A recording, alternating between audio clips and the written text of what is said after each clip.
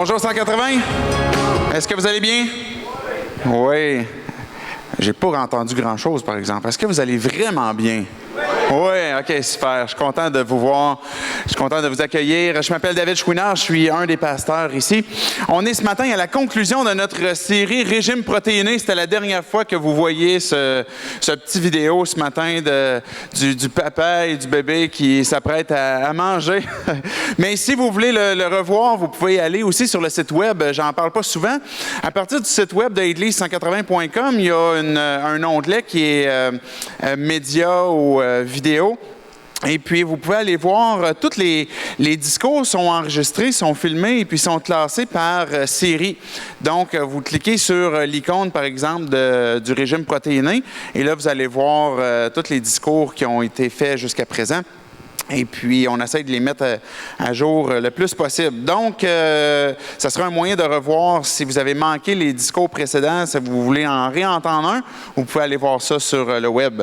Donc, ce matin, comme je disais, on est à la conclusion. On va boucler ce parcours qu'on a fait à travers l'Épître aux Colossiens, de ce que Paul a adressé à ces gens. Et puis, l'intention de Paul, puis on a vu tout au long de ce livre-là, l'intention de Paul, qui est un apôtre, c'est d'amener les Colossiens à voir en Jésus-Christ qu'il est, il est complet. En Jésus-Christ, on a tout ce que l'on a de besoin.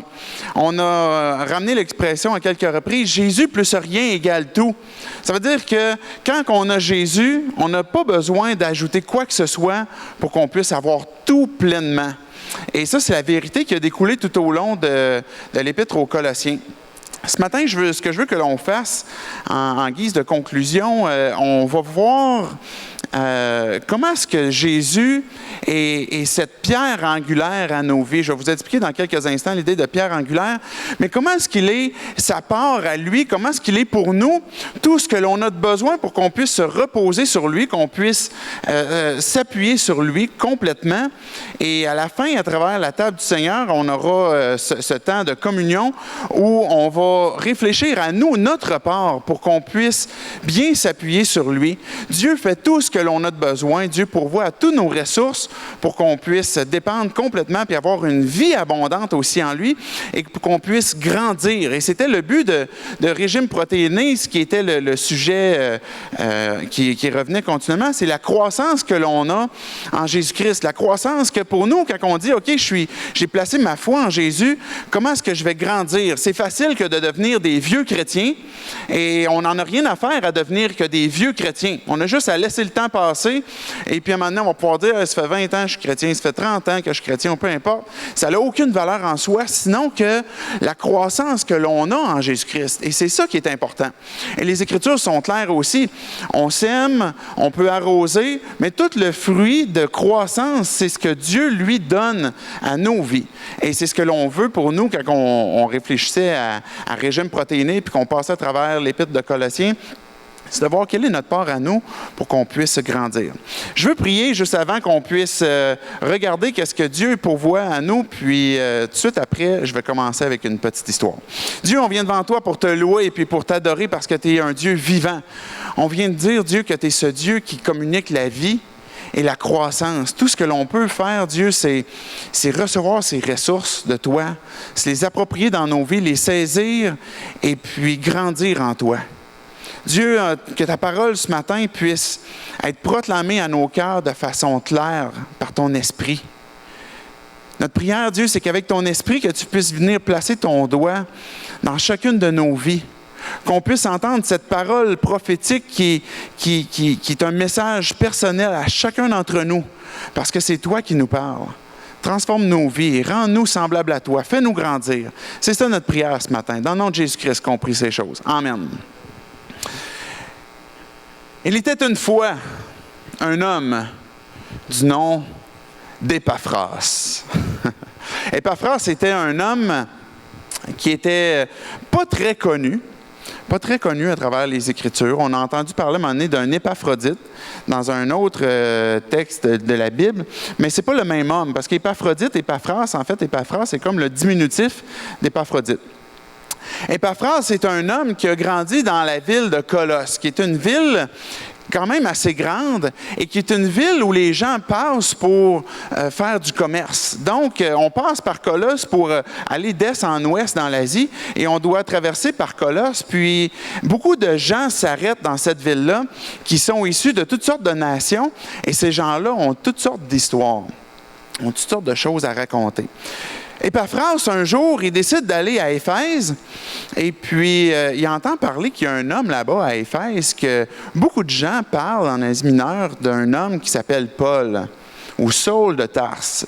Saul, quand il s'est converti, quand il s'est tourné vers le christianisme, vers Jésus-Christ pour le suivre, ça a fait un raz-de-marée parce que les gens disaient, bien, c'était l'homme, il me semble, qui persécutait, qui faisait du mal et puis qui tuait les chrétiens et qui lui-même est devenu un chrétien. Épaphras se rend à Éphèse, entend parler que Paul est là et puis écoute ce message que Paul appelle une bonne nouvelle. Une bonne nouvelle parce que Paul, ce qu'il est en train de communiquer, c'est ce qu'il est en train de dire aux gens, c'est qu'il y a un Dieu qui existe. Un Dieu qui est bien vivant, qui peut-être même que vous honorez et que vous glorifiez sans même vous rendre compte. Peut-être que même vous dites à un Dieu inconnu, tu sais, qu'on va peut-être appeler à l'univers ou la puissance dans le ciel. Fait qu'il y avait des gens comme ça qui, encore de notre temps, qui attribuent une puissance comme ça à un Dieu inconnu. Et la bonne nouvelle que Paul rapporte, c'est que ce Dieu que même que vous ne connaissez pas, c'est en fait ce Dieu qui vous a créé, qui vous a donné la vie. Ce Dieu qui vous aime à un point qui veut vous sortir des difficultés dans lesquelles vous êtes, dans lesquelles on appelle, que la Bible appelle le péché, le mal. Parce que ce péché-là nous sépare de Dieu, nous emmène à être rebelles contre Dieu. Paul annonce cette bonne nouvelle qui, je viens de le résumer pour l'instant, ça n'a pas l'air d'une bonne nouvelle. Un homme qui prêche qu'on est pécheur, qu'on fait le mal et qu'on est pris là-dedans. Mais Épaphras continue d'entendre ce message, la bonne nouvelle, qui est finalement, Dieu, ce qu'il veut, ce qu'il a fait, c'est qu'il a donné Jésus-Christ, son Fils. Jésus lui-même, étant Dieu venant sur terre, a donné sa vie pour prendre nos péchés, notre condamnation, ce qui nous séparait de Dieu pour qu'on puisse être réconciliés avec Dieu. Et c'est là la bonne nouvelle que Paul est en train de prêcher, de dire, vous êtes séparés de Dieu. Vous êtes condamnés à cause du péché. Mais Dieu, dans son amour, ce qu'il veut vous prouver, c'est qu'il vous aime d'un amour infini. Et il vous l'a prouvé. Puis même dans l'état le pire dans lequel vous pourriez être, Dieu vient vous chercher. Dieu te tend la main. Puis t'appelle à la repentance, t'appelle à tendre la main à lui. Parce qu'il veut te donner sa faveur. Et tout ce que tu as à faire, c'est de croire. C'est d'avoir cette foi, de dire, OK, je reçois la vie. Je te remets mon péché, puis je reçois ta vie. Je fais cet échange-là. Épaphras entend la bonne nouvelle à Éphèse, de la bouche de Paul. Puis Épaphras, il dit, moi, je crois ça. Je veux faire un 180 dans ma vie. Je veux cesser de vivre ma vie indépendamment de Dieu. Parce que je réalise que le Dieu que j'appelais le Dieu inconnu, c'est celui qui m'a créé. Et ce Créateur veut que je vive en relation avec lui. Et je renonce à cette vie séparée de lui pour dire maintenant, je veux tendre ma main à Dieu. Et je veux le suivre. Je veux suivre Jésus-Christ. Parce que c'est la raison pour laquelle j'ai été créé. J'ai besoin de lui pour être réconcilié avec Dieu, pour être pardonné de mes péchés. Épaphras a cru ce message-là.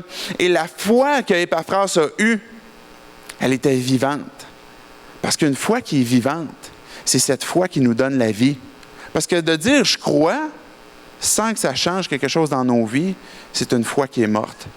Épaphras a cru ça et reparti chez lui zélé, transformé pour dire maintenant, j'ai un nouveau maître dans ma vie, j'ai une nouvelle vie, je viens de découvrir la vie en Jésus-Christ, c'est lui maintenant que je suis. Il retourne à Colosse et puis là, il est crinqué, là, il est vraiment crinqué. Et puis là, il retourne dans sa ville natale et puis là, il parle de ce message-là, de la bonne nouvelle à Colosse, dans la ville où il est. Et puis, entre Colosse et Éphèse, c'est à peu près comme Québec, Trois-Rivières, ou Drummondville, un petit peu plus loin.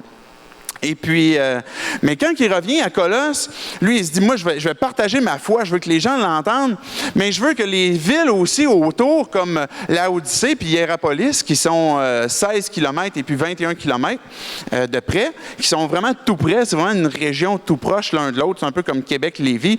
Alors lui, il se dit, moi, je veux aller à Colosse, mais je vais aller à Hiérapolis, puis je vais aller aussi à Laodicée, puis je vais prêcher ce message-là. Il faut que les gens entendent ce message-là. Épaphras est devenu un évangéliste ou un implanteur d'église. Un homme qui dit, moi je veux voir que des gens vont pouvoir découvrir cette vie-là que moi j'ai découvert aussi, puis qu'il y ait une nouvelle église dans ma ville, à Colosse. Je veux qu'il y en ait une nouvelle aussi à Laodicée. Je veux qu'il y en ait une nouvelle aussi à Hiérapolis. Alors, tranquillement, en partageant ce message-là, Épaphras voit des gens qui, eux aussi, font ce switch dans leur vie, de faire un 180, faire une repentance, puis de dire, maintenant, je veux suivre Dieu. Et arrive à Colosse, finalement, un regroupement de gens qui sont maintenant plus nombreux, de plus en plus nombreux, et qui se rassemblent et qu'on appelle maintenant l'Église de Colosse. Il y a une église aussi à Laodicée, puis une autre église à Hiérapolis. Et cette église-là, à Colosse, elle est en train de grandir, en train de devenir une belle église. Ils se rassemblent à chaque dimanche, se rassemblent à chaque semaine dans des groupes connexion. Et puis, ils vont louer Dieu, ils vont s'édifier. Puis là, ils vont voir que finalement, ils grandissent bien et puis, ils sont en train de devenir matures. On entend parler, à un moment donné, vous avez dans votre Bible un autre livre qui s'appelle Philémon, qui est juste avant l'Épître aux Hébreux. Bien, Philémon était un homme riche de l'époque, un homme libre, qui vivait à Colosse et qui, après avoir entendu le message d'Épaphras, s'est tourné vers Jésus-Christ pour le suivre lui aussi. Et de là, le livre de Philémon que l'on a, parce qu'il y a aussi à Colosse des esclaves, dont Onésime, qui était un des esclaves de Philémon. Et puis, je vous épargne l'histoire parce qu'elle est vraiment succulente et vraiment très excellente. Si vous voulez la lire, allez lire Philémon. Et vous allez voir l'histoire qui est arrivée entre un esclave qui s'est sauvé de son maître et puis que dans sa fuite, il a rencontré Jésus-Christ. Et puis que là, il revient voir son maître. Bref, je vous laisse lire la suite. Mais on a à Colosse des hommes comme Philémon, qui est un homme libre, le riche, Onésime, des esclaves, et des Juifs. Et là, ce qui est en train de se produire dans cette église-là, c'est qu'ils sont en train de grandir, ils sont en train de faire une série sur le régime protéiné, ils sont en train de découvrir Jésus-Christ. Et puis là, tout d'un coup, ils commencent à entrer des hérésies. Ils commencent à entrer des tentations aussi de vouloir revenir à un ancien mode opératoire de ce qu'ils faisaient avant leur conversion. Parce qu'avant leur conversion, avant qu'on suive Jésus-Christ, on suit notre propre voie, on suit notre propre désir, nos propres moyens. Quand on a une difficulté, on réfléchit à nos propres ressources et on s'en sort comme on peut. Mais quand on dit maintenant, Dieu, c'est toi que je veux suivre, puis qu'on découvre qu'on a tout pleinement en Jésus-Christ, bien, c'est maintenant sur lui qu'on s'appuie. Mais quand on a emboîté ce pas-là, arrivent des moments, comme chez les Colossiens, puis comme chez nous aujourd'hui, que ça peut être possible, ou des tentations où, à un moment donné, on a envie de combiner les deux, prendre la nouvelle vie et prendre notre ancien mode opératoire puis essayer de les faire fitter ensemble. Et dire, maintenant, je suis Jésus-Christ, mais je vais intégrer des choses de mon ancien mode de vie à ma nouvelle vie. Et là, je vais essayer de mixer ça. Et c'est ça le danger qui guettait les Colossiens. Et l'histoire, on ne veut pas juste qu'elle reste, vu là, quelques 2000 ans passés, mais cette parole-là qui nous a été donnée, l'Épître aux Colossiens, elle est pour nous aujourd'hui. Elle n'est plus pour les Colossiens, ils n'existent plus, ils ne sont plus là, mais nous, on est là aujourd'hui. Cette parole que Dieu a pour nous, c'est pour que nous, on soit vigilants aussi. À dire maintenant, ma croissance, j'en suis où avec Dieu? Sur quoi je m'appuie? Quels sont mes premiers réflexes? Est-ce que je cherche constamment à revenir à un ancien mode de vie opératoire pour le faire fitter dans ma nouvelle vie? Ou est-ce que j'apprécie le fait que j'ai tout pleinement en Jésus-Christ et je cherche à rien d'incorporer de plus? Je vais vous apporter un premier texte. Je vous ai raconté l'histoire d'Épaphras, qui était un implanteur d'église. Épaphras est celui qui a commencé l'église de Colosse. C'est pas Paul. On a tendance des fois à penser que Paul a implanté toutes les églises un peu partout. Mais dans le cas de Colosse, c'est Épaphras. Et puis j'aimerais qu'on puisse regarder un dernier texte, un des derniers textes de Colossiens, qui nous parle justement d'Épaphras. Et puis juste avant qu'on lise le texte pour conclure l'histoire d'Épaphras, quand que lui, cet implanteur d'église, a commencé à voir les dangers qui arrivaient dans l'église, ce qu'Épaphras a fait, c'est qu'il s'est dit, je vais retourner voir Paul, qui a une crédibilité auprès des chrétiens. Et j'ai besoin qu'il puisse intervenir pour qu'il puisse écrire à mon Église, pour qu'il puisse écrire aux chrétiens, pour qu'avec l'autorité qu'il a et puis avec la crédibilité qu'il a acquis aussi, qu'il puisse écrire à mon Église, puis aux gens de Laodicée, puis Hiérapolis, pour qu'ils disent qu'ils fassent attention, parce qu'ils sont en train de laisser rentrer toutes sortes d'enseignements qui diluent la vérité de Jésus-Christ, ou bien toutes sortes de modes de vie d'une ancienne vie. Alors, Épaphras s'en va voir Paul, qui est en prison, puis il lui explique ce qui se passe. Et là, on a la lettre de Paul aux Colossiens, qui est cette missive que Paul envoie à cause qu'Épaphras est allé l'informer de ce qui se passe. On arrive au chapitre 4, qui est à la fin de la lettre, et puis Paul, il parle d'Épaphras. Il dit « Épaphras, qui est l'un des vôtres, vous salue. Serviteur de Jésus-Christ, il ne cesse de combattre pour vous dans ses prières afin que vous teniez bon, comme des hommes mûrs, pleinement disposés à faire toute la volonté de Dieu. Je lui rends en effet ce témoignage. Il se dépense sans compter pour vous, pour ceux de Laodicée et pour ceux de Hiérapolis. » Ce qu'Épaphras est en train de faire, c'est qu'il combat, il va lutter pour son Église dans un but précis. Il ne cesse de combattre pour vous dans ses prières afin que vous teniez bon, afin que vous soyez fermes, afin que vous continuez de grandir et que vous ne laissiez rien infiltrer, que ce soit d'un ancien mode de vie ou que ce soit des hérésies, des Juifs qui sont là, qui veulent vous faire croire que pour être spirituel, il faut entrer toutes sortes de règles. C'est des histoires fausses. Jésus plus rien égale tout. Jésus est le centre de l'histoire, le centre de cette histoire-là, celui qui a transformé la vie d'Épaphras, de Paul, mais le centre de l'histoire aussi. On place la croix au centre de l'histoire de Dieu, de l'histoire du monde. C'est le centre de la révélation aussi de la Bible. Quand que Jésus a été ressuscité, puis qu'il marchait sur le chemin, à un moment donné, il y avait 2 hommes qui étaient là. Et Jésus leur a montré à ces 2 hommes-là, puis il a marché avec eux pour leur montrer comment est-ce que toutes les Écritures pointaient vers Jésus. Jésus est le centre de l'histoire, le centre de la Bible, le centre de notre appel. Il est le centre de notre Église, de notre ministère, de nos vies. Il est celui sur quoi on peut s'appuyer. Je t'ai parlé tantôt, on peut mettre l'image suivante d'une pierre angulaire. On utilise encore l'expression de nos jours, mais on a peu l'image visuelle. C'est peut-être moins présent dans notre contexte, mais à l'époque, et je ne suis pas ingénieur civil ni architecte, mais je vous explique le gros de mes connaissances, en disant que la pierre angulaire, à l'époque, était celle qui était placée au tout début d'une construction, sur laquelle tout le reste, après ça, par exemple, de la fondation, venait s'appuyer.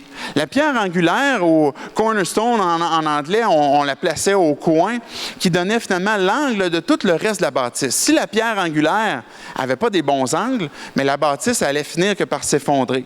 Alors, c'est extrêmement important que la pierre angulaire était celle qui était la plus importante, était celle la mieux taillée, la mieux placée pour que le reste puisse s'établir. Mais la Bible parle que Jésus est la pierre angulaire de l'Église, mais la pierre angulaire de nos vies. La pierre angulaire, la référence sur laquelle tu peux t'appuyer. C'est quoi ton premier réflexe quand tu as des difficultés?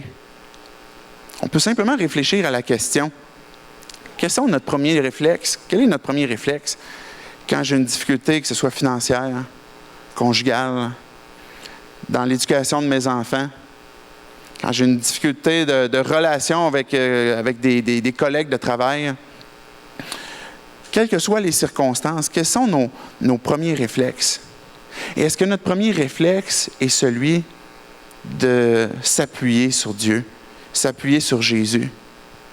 Parce que Jésus est la pierre angulaire, parce que Jésus est la base sur quoi on peut s'appuyer. C'est quoi ta base?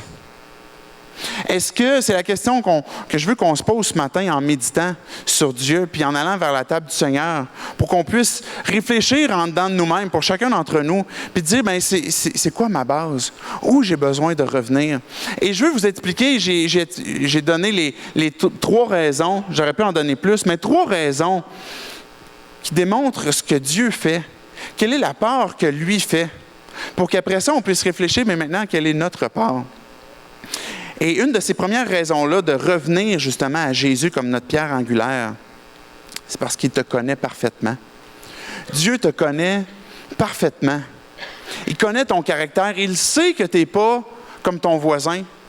Il sait comment tu réfléchis. Il sait comment venir t'aborder.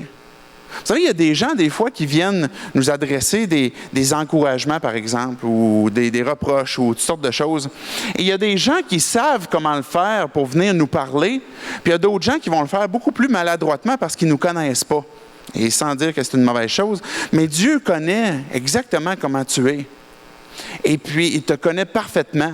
Et quand que tu dis, OK, Jésus, t'es celui sur qui je m'appuie en toutes circonstances, tu peux avoir cette assurance, cette motivation, cette foi qu'il te connaît parfaitement.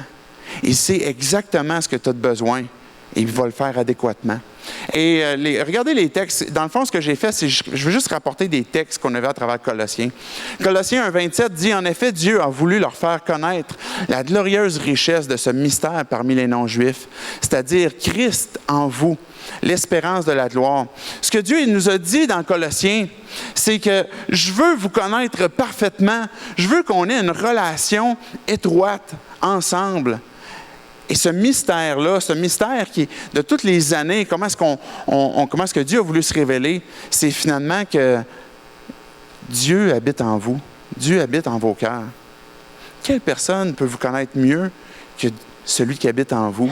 Regardez Colossiens 3, et on l'a cité aussi à quelques reprises à travers notre périple. « Si donc vous êtes ressuscités avec Christ, cherchez les choses d'en haut où Christ est assis à la droite de Dieu. » Attachez-vous aux réalités d'en haut et non à celles qui sont sur la terre.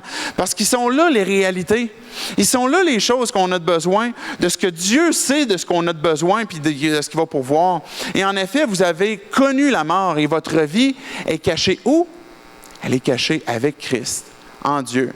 Quand Christ, notre vie, apparaîtra, alors vous apparaîtrez aussi avec lui dans la gloire. Il y a un texte de... À un moment donné, Jésus, il disait... On peut mettre l'autre slide, s'il te plaît, Karim. Je vais vous expliquer cette petite photo-là dans quelques instants. À un moment donné, Jésus il disait, on vend 2 moineaux pour 2 pièces. 2 moineaux pour 2 pièces. Mais cependant, il n'y a pas un qui tombe à terre sans l'accord de votre Père. Même vos cheveux sont tous comptés. N'ayez donc pas peur, vous valez plus que beaucoup de moineaux. Jésus, ce qu'il est en train de dire, c'est qui se soucie des moineaux? Qui se soucie des oiseaux? Dieu le Père, il se soucie de tous les oiseaux. Et ce que Jésus est en train de dire, c'est qu'il n'y en a pas un qui tombe à terre sans que ce soit la volonté du Père. Et puis il dit, bien, si moi je sais les oiseaux qui tombent, imaginez-vous, vous valez bien plus que beaucoup de moineaux. Et je sais même le nombre de votre cheveu. Là, je sais que la joke est facile. Il y en a pour qui c'est facile à compter, les cheveux. Mais les moineaux que le Père connaît qui tombent, c'est la même chose pour nous. Il connaît même le nombre de nos cheveux. Il connaît même la vraie couleur de tes cheveux. et l'image que j'ai apportée, cette semaine, à un moment donné, mon garçon s'en va faire une balade à vélo, puis il revient avec justement un moineau, un oiseau. On a essayé de découvrir c'est quoi. On s'est dit peut-être un chardonneret, en tout cas, bref, on n'était pas sûr, peut-être pas tout à fait assez jaune. Si un spécialiste venait me le dire après, si vous voyez suffisamment bien. Mais cet oiseau-là avait été blessé, je ne sais pas comment, mais il l'avait trouvé, et puis il n'était pas capable de voler. Il s'envolait, puis il retombait continuellement. Et puis on a décidé de le garder. On s'est dit, on va y faire un petit abri. On l'a mis dans une cage un peu plus tard, puis donner de la nourriture, et puis de l'eau. Puis là, on dit, on va espérer qu'il va... Son aile avait de l'air cassé, qu'il va retrouver finalement sa force. Et puis, finalement, 2 jours après, l'oiseau, il est mort. Et puis, on a fait tout ce qu'on pouvait pour essayer de le sauver, pour essayer qu'il puisse être guéri. Puis, mais il est mort. Et puis, j'ai essayé de préparer déjà d'avance mes enfants qui s'étaient déjà attachés à l'oiseau, de dire, mais on ne connaît pas l'avenir, là, on ne sait pas qu'est-ce que Dieu va faire pour l'oiseau, peut-être qu'il va tout simplement mourir. Et puis, c'est drôle parce que j'ai vu ce texte-là, après cette histoire-là de moineau, je me suis dit, c'est pas à l'extérieur du contrôle de Dieu. Même cet oiseau qui est tombé, c'était pas à l'extérieur, juste pour reciter Jésus. Il n'y en a pas un qui tombe à terre sans l'accord de votre Père. Imaginez! Et là, ce qu'on est en train de dire, c'est que tu peux t'appuyer pleinement et complètement sur Jésus parce qu'il te connaît parfaitement. Il sait ce que tu as de besoin. Il sait c'est quoi qu'il faut pour que tu puisses être encouragé, fortifié. Appuie-toi sur Jésus. Une deuxième raison que je veux apporter, c'est parce qu'il t'aimera toujours. Il n'y a rien qui va te séparer de l'amour de Dieu. Dieu t'aime d'un amour éternel. Ça a l'air un peu peut-être cliché parce qu'on le répète régulièrement, mais il y a des moments dans nos vies où on a besoin de se souvenir que Dieu aime d'une façon inconditionnelle. Imaginez peut-être que vous avez des enfants, vos cœurs brûlent pour vos enfants. Vous êtes prêts à leur donner ce qu'ils ont de meilleur. Vous voudriez même leur donner plus. Si votre enfant souffre de quelque chose, vous voulez l'aider, vous voulez prendre soin de lui. Mais imaginez maintenant votre Père céleste. C'est la raison pour laquelle Jésus nous a enseigné à prier, notre Père. C'est la raison pour laquelle le Saint-Esprit, dans ton cœur, il crie. Il ne parle pas, il crie. Savez-vous ce qu'il crie? Abba, Père. Il crie Papa. Parce qu'il veut que tu saches que tu es son enfant et qu'il t'aime comme un père aime ses enfants. Et il t'aimera toujours. Il t'abandonnera jamais. Reviens à ce premier réflexe de faire de Jésus ta base, de revenir continuellement t'appuyer sur la pierre angulaire parce qu'il ne t'abandonnera jamais. Il ne va jamais dire « Tu t'es trop éloigné pour revenir t'appuyer sur moi ». Colossiens 1, verset 20 à 22 dit « Il a voulu par Christ tout réconcilier avec lui-même, aussi bien ce qui est sur la terre que ce qui est dans le ciel, en faisant la paix à travers lui par son sang versé sur la croix. Et vous qui étiez autrefois étrangers et ennemis de Dieu par vos pensées et par vos œuvres mauvaises, il vous a maintenant réconciliés par la mort de son Fils, dans son corps de chair, pour vous faire paraître devant lui saint, sans défaut et sans reproche. » Ce que ce texte-là nous dit, c'est que Dieu a payé extrêmement cher pour te sauver. Si tu fais cette décision dans ta vie de dire « Je veux passer de ce mode de vie-là maintenant pour recevoir la justice de Dieu, pour être pardonné, pour lui obéir, pour le suivre », bien pour que tu puisses faire ce switch-là, il a fallu que tu passes par la croix. Et la croix est l'image du prix que Dieu a payé pour que tu puisses faire ce switch-là. Et si Dieu a payé si cher, jamais il va abandonner son investissement. Jamais il va abandonner ce pourquoi il a payé pour dire maintenant, retourne en arrière. Dieu t'aimera toujours et dans le but pour qu'on puisse être réconcilié avec lui. Colossiens 2, 13 et 14, il dit « Vous qui étiez morts en raison de vos fautes, et puis il le disait précédemment aussi, et de l'incirconcision de votre cœur, et vous a rendu à la vie avec lui. Il nous a pardonné toutes nos fautes. Tous tes péchés sont pardonnés. La justification, Paul en parle beaucoup, et c'est la raison pour laquelle on peut vivre maintenant de nouveau. Si je pêche, puis je confesse mes péchés, les Écritures me disent que Dieu est fidèle et juste pour me les pardonner. Il est juste envers lui-même sur ce qu'il a décidé de me pardonner. Verset 14, il a effacé l'acte rédigé contre nous qui nous condamnait par ses prescriptions. Il l'a annulé en le clouant à la croix. Ce que ça veut dire, c'est que le document qui me condamnait, qui stipulait comme quoi que je suis condamné et que je ne peux pas être en relation avec Dieu, ce que Dieu a fait quand j'ai décidé de demander pardon pour mes péchés, puis j'ai passé à travers la croix, ce qu'il a fait, c'est qu'il a pris ce document-là qui nous séparait puis qui stipulait comme quoi qu'on est condamné et il l'a supprimé définitivement. Puis il a reseté l'ordinateur au complet pour qu'on puisse plus avoir cette accusation-là qui plaide contre nous. Et ça, c'est pour que Dieu puisse être constamment en relation avec nous. Est-ce qu'il y a quelque chose que je peux faire qui m'emmène à ne plus avoir ce réflexe de m'appuyer sur Christ? Christ est le centre. Que Jésus soit le centre de vos vies. Parce qu'il t'aimera toujours. Parce qu'il te connaît parfaitement. Et puis la dernière raison que je veux vous apporter, parce qu'il sera toujours là. Parce qu'il t'accompagne complètement et parfaitement. Dieu a dit à David, dans le roi David, qu'on peut lire dans la Bible, le psaume 23, « Quand je suis dans la vallée de l'ombre de la mort, il est où Dieu? » Quand on a des circonstances dans nos vies, que je viens d'apprendre que j'ai un cancer, que je viens d'apprendre que j'ai une maladie grave, que je viens d'apprendre que j'ai une relation conjugale qui va se complexifier dans les prochains jours, que je viens d'apprendre que mes enfants ont des difficultés de consommation ou quoi que ce soit, que je viens d'apprendre que je viens de perdre mon emploi, puis que je suis en train de traverser l'ombre de la vallée de la mort, il est où Dieu? Est-ce que Dieu a dit, tu ne la traverseras jamais, l'ombre de la vallée de la mort? Tu n'auras jamais de difficulté. Est-ce que Dieu a dit ça? Non, mais Dieu a dit, je vais être avec toi. Je ne t'abandonnerai jamais. Je serai toujours là. Tu pourras toujours compter sur moi. Tu pourras toujours t'appuyer sur moi. Tu pourras toujours faire de moi ta base sur quoi t'appuyer. Colossiens 1, versets 11 à 14, fortifié à tous égards par sa puissance glorieuse, en sorte que vous soyez toujours et avec joie, persévérants et patients. Juste avant que je continue de lire, Là, quelques mois, je vous en ai parlé à un moment donné, je me suis remis un peu à l'exercice, puis j'ai commencé à faire un petit peu de jogging, de marche au début, puis bon, peu importe. Et puis, mais j'haïs vraiment ça pour mourir. J'aime pas la course, je trouve ça tellement difficile, mais j'ai appris à aimer ça par contre. Et puis, à chaque fois que je sortais, et puis encore aujourd'hui, que je traverse la porte de ma maison, presque à chaque fois, je prie Dieu. Puis là, je dis là, Dieu, c'est bientôt la fin du monde. Je peux pas croire que je m'en vais courir, mais aide-moi. J'ai besoin de ton aide, là, parce que ça ne me tente pas, puis je sais que c'est une bonne chose pour ma santé. Là, fait que aide-moi. Là. Puis là, je me mets à courir. Mais je n'ai pas le choix de faire autrement, de croire que Dieu, il répond à cette prière-là. Dieu m'accompagne, que même si, évidemment, à un moment donné, quel que soit l'exercice que vous faites, vous devez persévérer. Vous devez continuer. Vous devez continuer de mettre les efforts si vous voulez avoir un gain. Nike, ils ont dit une belle vérité, là, no pain, no gain. Si tu n'as pas de pain, tu n'as pas de gain. Non, c'est pas ça. Si tu n'as pas de souffrance, il n'y a pas de gain. Et puis, c'est la même chose. Dans la vie chrétienne, il y a un moment donné où on a emboîté le pas, et puis on n'est pas en train de faire un sprint, on est en train d'avoir une marche qui va te demander de la persévérance, qui va te demander, à un moment donné, où il va falloir que tu pries, puis tu te dis, là, Dieu, j'ai besoin de ton aide, soutiens-moi, accompagne-moi. Est-ce que Dieu va répondre à cette prière-là? Mais oui, absolument, parce qu'il sera toujours là pour t'accompagner. Et il y a un moment donné où tu vas avoir envie d'arrêter, tu vas être essoufflé, tu vas être fatigué.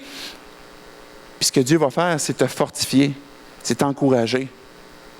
Fortifier à tous égards, le verset 11 dit, par sa puissance glorieuse, pas n'importe quelle puissance, la puissance de Dieu, en sorte que vous soyez toujours et avec joie. Ça a l'air bizarre, hein? Persévérer toujours et avec joie, justement dans la patience, dans la persévérance.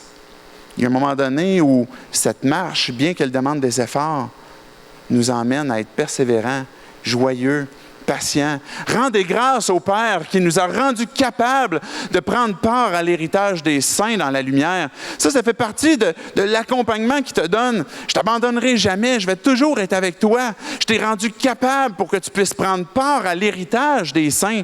Il nous a délivrés de la puissance des ténèbres. Il nous a transportés, dans le royaume de son Fils. Il nous a transportés d'un royaume dans lequel on était liés. On chante à l'occasion « Jésus brise les liens », que les chaînes sont brisées à cause de Jésus-Christ. Et ces chaînes qui nous empêchent d'avancer, ces difficultés qui nous empêchent d'avancer, ce royaume dans lequel on était, Dieu nous a pris, nous a transportés maintenant dans son nouveau royaume.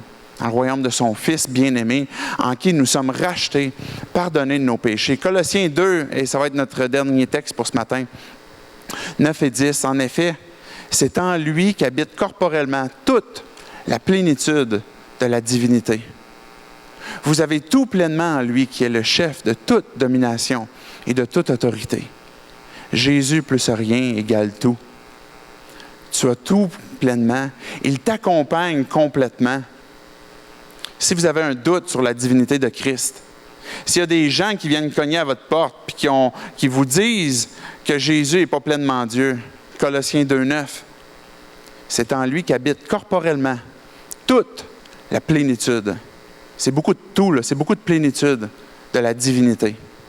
Et ça, c'est celui qui est ce mystère qui est révélé maintenant, qui vit en nous, Christ en vous. J'aimerais inviter les musiciens à s'avancer, s'il vous plaît. J'aimerais qu'on puisse porter nos cœurs finalement avec quelle est notre part.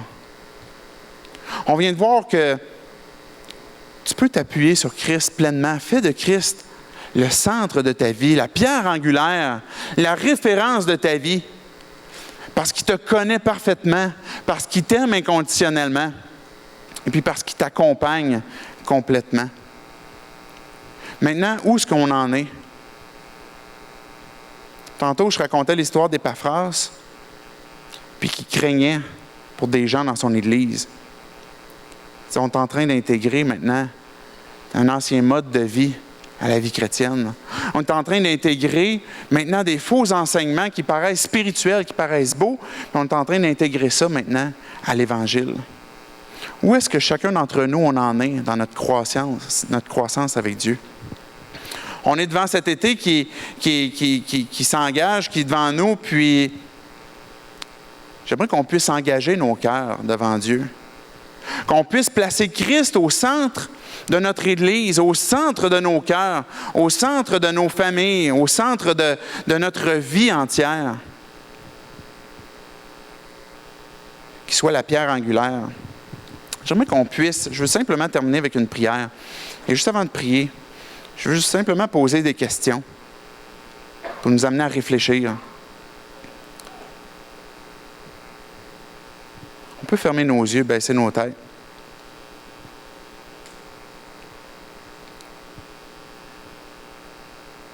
Est-ce qu'il y a quelque chose dans ma vie qui empêche Christ de régner? Quelque chose dans ma vie qui m'empêche de grandir.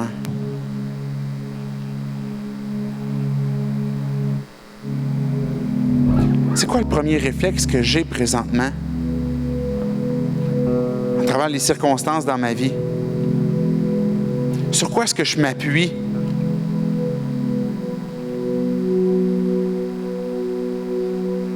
Mon intelligence? Mes ressources? Mes amis, mon réseau social, des livres.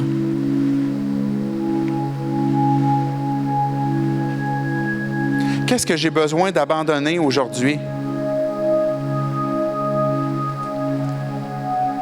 pour revenir placer ma vie sur cette pierre angulaire?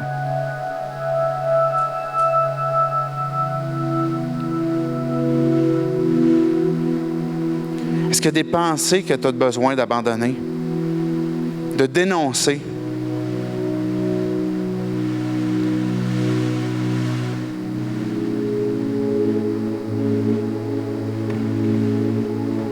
Dieu te tend la main. Il nous appelle à la prendre, à lui faire confiance.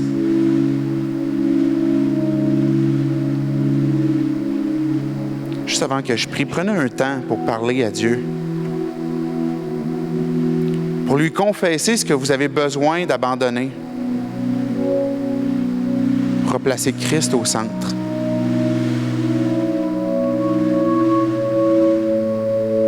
Approchez-vous avec assurance du trône de la grâce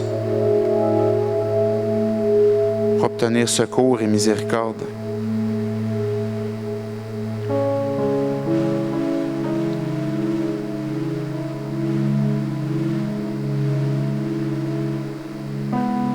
Père, on t'adore. Tu nous as donné ton Fils pour qu'on puisse être réconciliés avec toi. C'est à notre tour ce matin, Dieu, de t'élever, de te glorifier, de te célébrer. Parce que tu n'es pas le Dieu des morts, mais tu es le Dieu des vivants. Que nos vies puissent grandir en toi, Père, par la puissance de ton esprit. Christ qui vit en nous.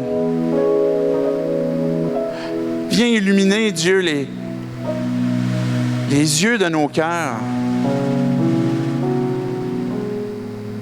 pour qu'on puisse comprendre la puissance qui se déploie avec efficacité dans nos vies. C'est sur toi qu'on s'appuie, Jésus. C'est toi la pierre angulaire. Tu nous connais parfaitement. Tu nous aimes d'un amour éternel. Tu nous accompagnes à chaque instant. On t'adore, Dieu, parce que tu es présent, vivant, saint, juste. Merci de nous accueillir.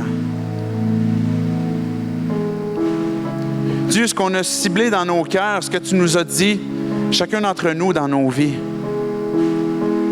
que tu nous appelles à abandonner. Dieu, ce sacrifice que tu nous demandes est difficile pour nous. Mais on renonce à tout ce qui empêche que tu puisses régner. C'est sur toi qu'on peut grandir. C'est en toi qu'on peut grandir. C'est par toi. Remplis-nous de toi. Dieu, que ton Église ce matin 180 puisse être transformée par ta vie, Seigneur Jésus-Christ. C'est avec confiance, avec assurance qu'on saisit ta main pour obtenir miséricorde, obtenir grâce, secours. On le sait, Dieu, que tu ne nous rejettes pas. Conduis chacune de nos vies, de nos familles,